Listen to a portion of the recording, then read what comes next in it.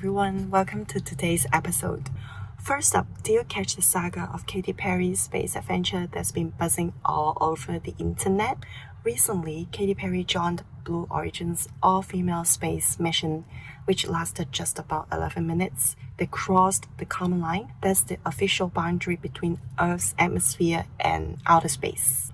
Katy was filmed holding up a daisy to the sky and even sang What a Wonderful World by Louis Armstrong while floating in zero gravity. When she touched back down, she kissed the ground and said she felt super connected to love. Honestly, it looked like a scene straight out of a movie. But here's the twist. Since her return, Katy's been facing some serious online backlash, and it all kicked off surprisingly with a cheeky tweet from Wendy's. The fast food chain responded to a post about Katy's space trip with, "Can we send her back?" Ouch! Now let's clear this up.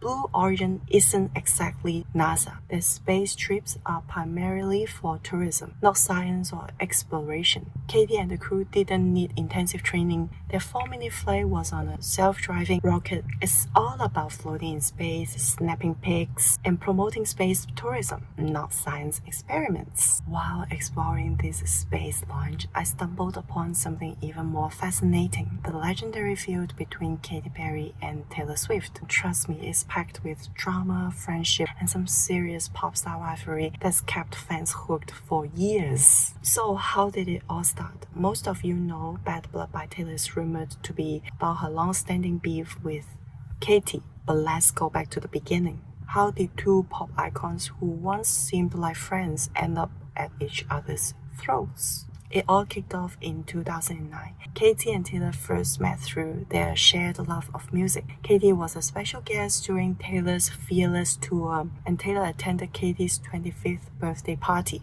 They even exchanged sweet tweets, with Katy calling Taylor beautiful and saying she deserves it all. But like most Hollywood stories, things got complicated. Both dated the same guy, John Mayer, at different times. Mayer believed Taylor's Dear John was about him adding fuel to the fire. Despite that, Taylor insisted their feud wasn't about guys, it's about business. Things took a turn in 2014, and here's what happened. Katy's backup dancers from her California Dreams tour were offered spots on Taylor's Red tour. Then they left Taylor's tour to rejoin Katy's Prismatic tour. Taylor was not happy, and she unfollowed the dancer on Twitter, and the drama escalated. Taylor later revealed in a Rolling Stone interview that her song Bad Blood was about a female artist who tried to sabotage her tour. Many fans believe she was referencing Katy. Taylor even admitted there was a personal element to the conflict. She said, "For years, I was never sure if we were friends or not. She would come up to me at award shows and say something and walk away. And I would think, are we friends? Or did she just give me the harshest insult of my life?" But Taylor also said she wouldn't think there would be any personal problem if the other female artists weren't competitive. The day after the story appeared online, Katy tweeted, "Watch out for the Regina George in sheep's clothing," citing the movie Mean Girls.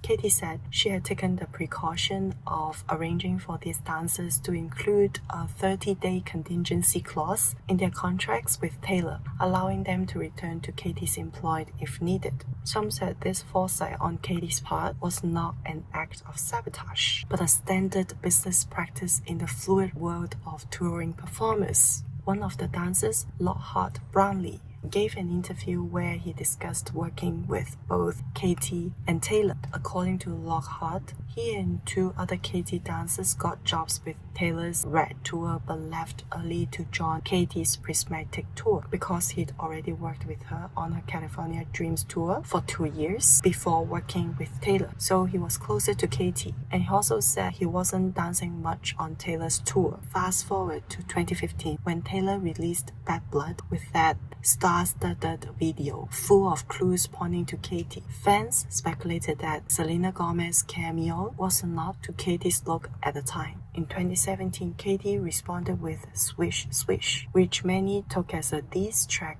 aimed at Taylor. The tension lingered, but neither really addressed it openly until Katy appeared on James Corden's Carpool Karaoke that same year. She confirmed the feud was real saying honestly she started it and it's time for her to finish it. She also revealed she tried to reach out to Taylor but got shut down.